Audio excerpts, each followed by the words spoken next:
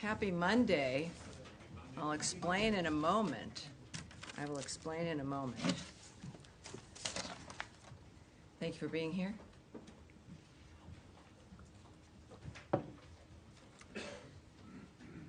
It's a Monday, and I will be a little short today as the President is beginning some signings at the White House and the Oval Office. We don't want to conflict, so forgive me in that regard. But I do have a few announcements for you here, and we'll start. President Trump and Secretary of State Marco Rubio continue to deliver on this administration's vision of peace through strength, resolute diplomacy backed by principled leadership. On June 27th, Secretary Rubio, Undersecretary Allison Hooker, and Senior Advisor Massad Boulos hosted the ministerial signing of a landmark peace agreement between the Democratic Republic of the Congo and the Republic of Rwanda. The agreement marks a historic milestone for the Great Lakes region, bringing an end to a 30-year war. The United States, in coordination with the African Union, Qatar, and Togo, will continue supporting full implementation of this comprehensive peace deal to pave the way for mutual prosperity. Tomorrow, Secretary Rubio will welcome his Quad counterparts from Australia, India, and Japan to Washington to reaffirm our shared commitment to a free and open Indo-Pacific. This ministerial reinforces our joint resolve to defend sovereignty, strengthen regional maritime security, and build resilient supply chains. And as you may know, today, President Trump will issue a new executive order lifting U.S. sanctions on Syria, reaffirming his belief that the Syrian people deserve a future of safety and prosperity. This policy reflects the president's conviction that American leadership can unlock new paths to regional stability. Finally, the department's Middle East Task Force ended its activities on Friday, June 27th. U.S. embassies and consulates throughout the region are open and providing routine and emergency consular services. The department also continues to share information and updates with U.S. citizens affected by the conflict. As of today, we have sent nearly 100 security alerts since the onset of the crisis. Additionally, a total of 16 flights departed Israel with over 650 U.S. citizens and lawful permanent residents and their accompanying immediate family members.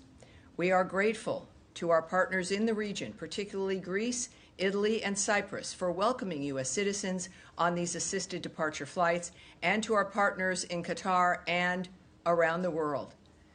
It is a good thing to be able to say that today to you. I now welcome your questions. All right. Yes, Humaira. Not that you have anything ever on your mind. Let's do it. Thank you, Tammy. Yes, ma'am. So, a couple of questions. One on Israel. Actually, I was going to ask about Syria, but I'll get to it later. So, Haaretz newspaper last week reported that Israel's military advocate general has ordered an investigation into possible war crimes over allegations that Israeli forces deliberately fired at Palestinian civilians near Gaza aid distribution sites. These are the ones that GHF does, as you know. And then today, Israeli military acknowledged that Palestinian civilians were harmed at these aid distribution centers. So I'm wondering, in light of these assessments, is the administration going to rethink allocating that money to GHF? Well, I think the answer to that certainly is no. What we do expect, and the IDF and Israel have announced that they are, of course, investigating certain incidents. It is a good time for a reminder here that Hamas is responsible for the current situation in Gaza. They, of course, initiated the attacks on October 7th. They continue to refuse to lay down their arms or to free the remaining hostages, including the remains of 2 Americans, and use violence to interfere with aid deliveries to the people of Gaza who are in dire need of food and aid. So in the meantime, I think that we also have to recognize that, of course, this remains a war zone effectively. There are 4 sites working for the GHF. We are coming up to, I think, about 51 million meals distributed. It is certainly not easy. There are efforts and those on the ground who do not want this to be a success, who have made the lives of the people of Gaza miserable for decades now. And this is a key, unlocking a door to a better future. So this is what the president has asked for. which is a new approach for Gaza. There's a demand, understandably, for aid to get in. The GHF is doing that. And as we also, of course, decry loss of life and the violence that it continues. But that's why we do what we do, and we continue to work for a ceasefire as well. Yeah, I understand all that. A quick follow-up on that. I completely understand what you're saying. But does the administration have any concern about this? I mean, these are Israeli authorities accepting that Palestinians have been harmed. Perhaps is the administration thinking about talking to GHF for risk mitigation? Yes, I won't get into the details of the conversations that are had. Obviously, you know that our work there doesn't stop. We continue on. We're still working. The president noted the other day that there's potential for a ceasefire. We look forward to that. Clearly, it's been maybe a little over a week since American power and Donald Trump's leadership has changed the Middle East forever. So there's still more to do. We recognize that Israel is doing the appropriate thing with investigating certain allegations, and we certainly, like everyone else, will be watching that. And at the same time, we also know that there are people on the ground who want to disrupt and disturb the success of this because of the nature of this industrial complex that has allowed this to go on for decades. So we are working to get aid in, at the same time still working for that ceasefire, still hoping to make the difference for Gaza. And of course, I think our action and the issues with Iran speak to our commitment to changing the Middle East so people can live in peace. Andrea Mitchell. Thank you so much. A related follow-up, acknowledging that obviously Hamas started this on October 7th and broke the ceasefire and are still holding hostages. And some of us have not only witnessed the October 7th video, the IDF video, but the subsequent Nova video, which is profoundly disturbing.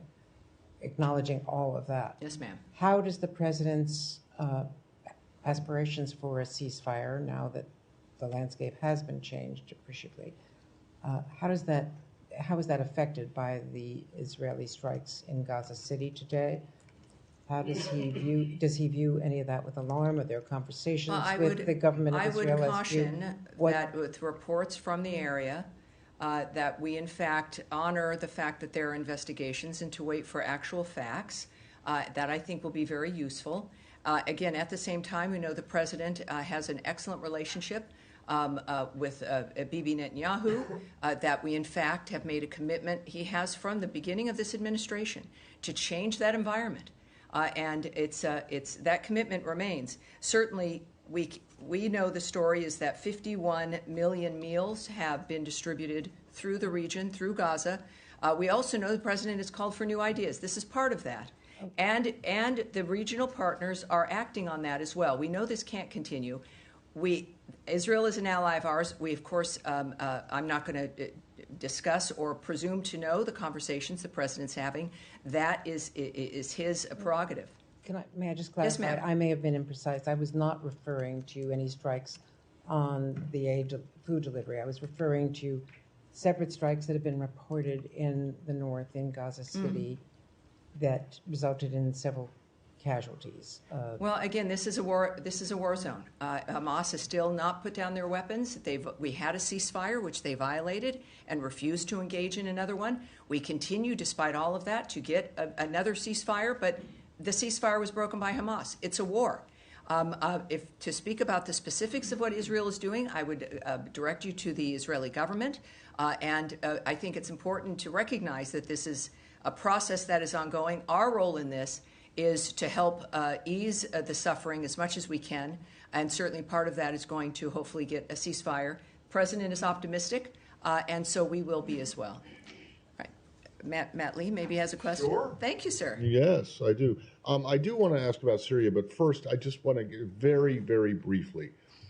I might want to go on and on, Matt. I don't know. How do you decide? Well, my question is going to be very, very brief. Oh, all right. Yes, How do you decide when it's okay to speak about revoking someone's visa? Because for years and years and years, decades in fact, in covering this building, it's always the mantra has been visa records are confidential. Mm-hmm. And yet we have a situation where an entertainer in the UK has had his visa revoked very publicly by the Deputy Secretary of State in a tweet, retweeted by Secretary Rubio and confirmed by other officials. So what's the deal with this law? Does it not really apply unless you want it to? Unless you don't want to talk about it? Well, yeah, I can't speak to the decisions at the times of when to discuss something of this sort. What we do know is a very public dynamic with individuals. We have a very public policy and procedure and process now that we're discussing regarding national security and how we are handling the visa process. In this particular case, of course, what you're referring to is the tweet from our Deputy Secretary of State, Christopher Landau, that the State Department has revoked the U.S. visas for the members of the Bob Vylan band in light of their hateful tirade at Glastonbury, including leading the crowd in death chants. Foreigners who glorify violence and hatred are not welcome visitors to our country. Now, we've stated that when it comes to how we vet people, if they are going to be coming here to be helpful, to be nice people, to be great tourists, or if they're coming for other reasons, that every sovereign nation has a right to decide who's going to come to this country. So we've been public about that standard. And this was a very public event that violated, as you've seen from the Deputy Secretary's tweet, that very basic standard about the nature of who we want to let into the country. That's all right. It is important the American people support us taking care about who comes here. And I think his tweet and the Secretary's language and his approach on the policy speaks for itself. Okay, so it's basically, if it's a public kind of facing thing, then Well, you're I didn't okay say that. I with- said in this case that's what has occurred. And I think that it's the policy certainly is clear for individuals, but when we're thinking about the nature of the policy itself that has been publicly discussed, they chose to do so this time. And then just also very briefly on Syria, there is this, as you mentioned, the president's going to be signing this executive order Correct. shortly in the next 10, 15 That's minutes or so. Can you give us an idea what the State Department component of the impact of what this will do? What is state? Because I know it's Treasury and Commerce Right. all involved. So what happens at the State Department after this EO is signed? Well, it is sanctions and aspects like that, of course, belong to the Treasury. A lot of people don't know that they're the ones who manage that with the application, the nature of what occurs. I will repeat what my colleague Caroline said just a little bit ago about this event. The president is going to sign an executive order to terminate the U.S. sanctions program on Syria, and this is in an effort to promote and support the country's path towards stability and peace. The order will remove sanctions on Syria while maintaining sanctions on the former President Assad, his associates, human rights abusers, drug traffickers, persons linked to chemical weapons activities, ISIS members and their affiliates, and Iranian proxies. Again, this is an action that the president has promised and shocked the world within Saudi Arabia, because when he first announced this plan, he is committed to supporting a Syria that is stable, united, and at peace with itself and its neighbors. So in this particular application, of course, this is about the Treasury, it's about the White House, and certainly our special envoy, Ambassador Barrack, and his now application and work getting that country back on its feet. All right, Sean. Can I go back to the music a bit? Yes, sir. On Glastonbury, just getting to the decision to revoke the visas. Members of this administration, particularly the vice president, have been very vocal about free expression, saying that even if things are hateful, particularly the vice president took to task Germany and to a certain extent the UK, saying that there are laws that prohibit hateful content and insults that those are inappropriate. What's the difference here? I mean, I'm not justifying, I'm not supporting the Bob Vylan as a band, but why is it that this speech is out of line while you have there's at the same time a push to not to outlaw free expression elsewhere when it comes to insults? Right. I think that, again, this is not about the nature of a concert, I suppose, but it really is about our standards, about who we let in the country. That we're not telling people what they can sing about or what they can say. It's not involved here at all. They obviously felt free to say what they were saying and chanting at Glastonbury, and they can do that. And we can do what we do. So it really is about the issue of national security, about issues of violence, the increase certainly of anti-Semitism, but of terrorism in general.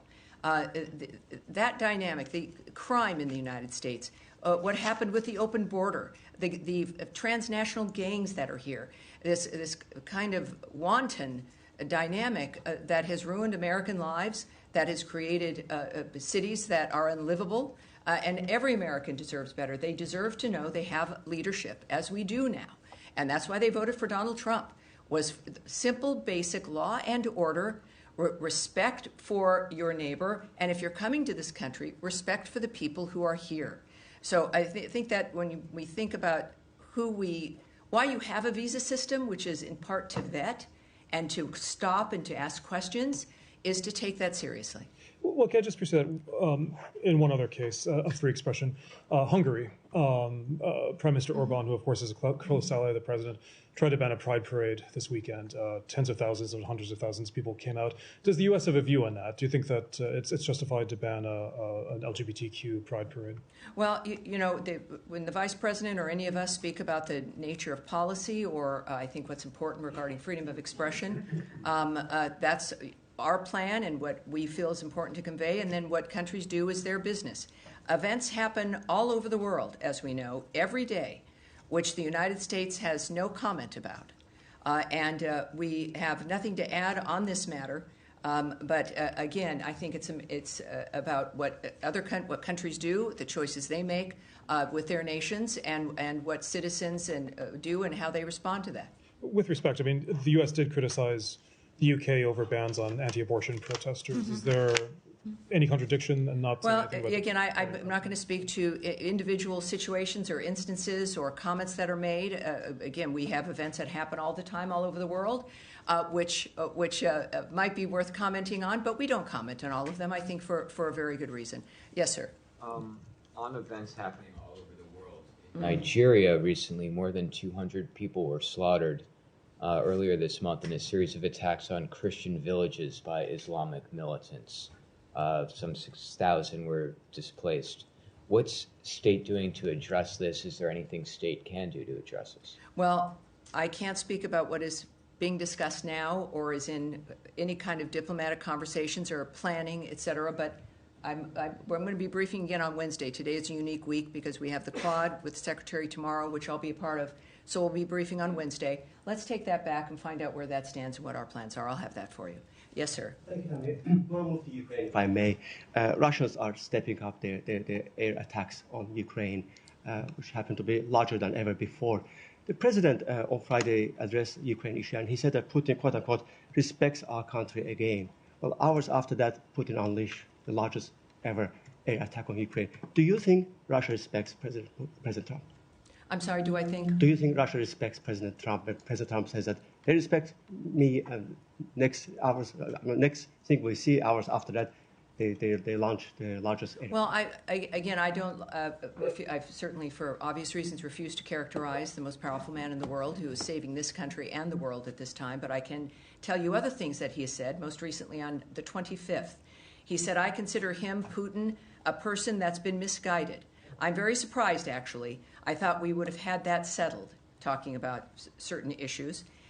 He also said, he called the other day, he said, "Can I help you with Iran?"